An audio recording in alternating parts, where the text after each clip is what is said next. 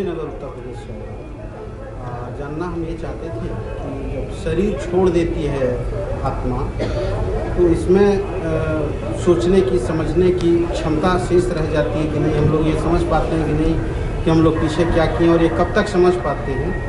एक छोटा सा सुझाव हो कि अगर मंत्र साधना करना हो, गायत्री मंत्र की साधना, तो उनके लिए गुरु से का संपर्क आवश्यक है। आप कहाँ मिलेंगे? किसी शुक्ला जी के बारे में आप एक बार चर्चा किए थे यूट्यूब पे। ये शुक्ल हैं, शुक्ला जी नहीं है, ये शुक्ल हैं। मैंने शुक्ल की चर्चा की। संगोष्ठी के बाद आपसे संपर्क कर लूँगा। हाँ ठीक है, दूसरे प्रश्न का उत्तर इनसे लीजिएगा। पहला प्रश्न क्या हुआ आपका? पहला प्रश्न, जब हम लोग मर जाते हैं, जब शरीर समाप्त हो जाती है, सूक्ष्म शरीर अलग हो जाती है, तो हम लोगों की स्थिति क्या रहती है? चेतना हम लोगों की जागृत रहती है कि खत्म हो जाती है कि? बैठिए बैठिए। जागृत भी रहती है, समाप्त भी हो जाती है। छांदोग्य श्रुति के 8वां अध्याय, छांदोग्य उपनिषद का नाम सुना है? छांदोग्य उपनिषद का 8वां अध्याय शंकर भाष्य, गीता प्रेस से हिंदी अनुवाद सहित शंकर भाष्य छांदोग्य उपनिषद का लीजिए, समझ गए? उसका 8वां अध्याय जो है उसमें अनुशयी जीव, भगवान शंकराचार्य महाराज ने अनुशयी जीव का विस्तार पूर्वक वर्णन किया है। गेहूँ जानते हैं आप? नहीं? अरे गेहूँ नहीं जानते? अरे वाह, गेहूँ नहीं जानते। और जौ, मटर, अच्छा धान, अच्छा साग, सब्जी, आम, अमरूद, ये सब जीव हैं या नहीं? जो जीव हैं या नहीं? तब जब गेहूं को पीसते हैं तो जीव रोते हैं या हंसते हैं? क्या होता है?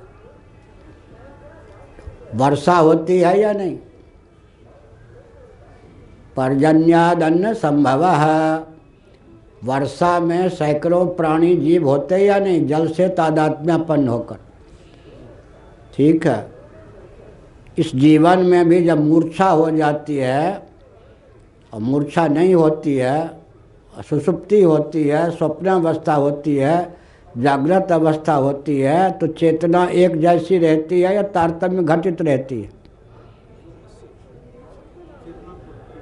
स्वप्नावस्था में तो चेतना रहती है, सुषुप्तावस्था में तो कुछ नहीं रहती। अच्छा, जागर में रहता ही है। आपकी हिंदी बड़ी विचित्र है। यहीं के हैं क्या? उत्तर प्रदेश के हैं क्या? जागृत में ज़्यादा चेतना रहती है या स्वप्नावस्था में? स्वप्नावस्था में ज़्यादा रहती है या सुषुप्ति में? रहती ही नहीं है। वाह, चेतोमुख फिर क्यों कहा? चेतना बीज रूप में रहती है, चेतोमुख मांडूक्य उपनिषद में। तो चेतना, अच्छा मूर्छा की दशा में चेतना, चेतना में तारतम्य है या नहीं? तारतम्य है या नहीं? नारकीय यातना जब व्यक्ति को मिलती है या वृक्षादि में चेतना है या नहीं? मंद, चींटी चिड़िया में ज़्यादा, ठीक है ना? तो चेतना, अब गेहूँ आदि को पीसते हैं या नहीं? और अंत में गृहस्थाश्रम में आ गए आप?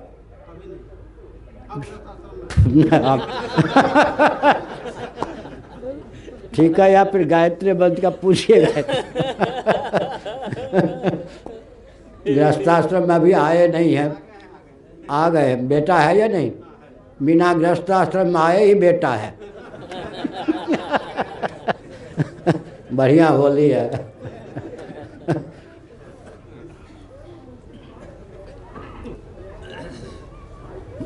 मनुष्य का जो जन्म होता है पशु पक्षी का, उसमें रजवीर्य अन्न जल का सार होता है या नहीं? तो जीव है या नहीं? उसमें जीव है या नहीं? जीव जो है मूर्छित अवस्था में है। उस मूर्छित अवस्था का जो जीव है धीरे धीरे गर्भ में श्रीमद् भागवत का 3रा स्कंद कपिल देवभूति संवाद पढ़िए और गर्भोपनिषद है उसको पढ़िए। साथ ही साथ एक पुराण सुनाते हैं ना, कौन सा? गरुड़ पुराण पढ़िए। तो जीव कैसे जन्म लेता है ये सब प्रकरण है। तो बिल्कुल मूर्छावस्था में अनाज आदि में भी जीव है, वर्षा के समय भी जीव है, बिल्कुल सुप्त अवस्था में, मूर्छावस्था में।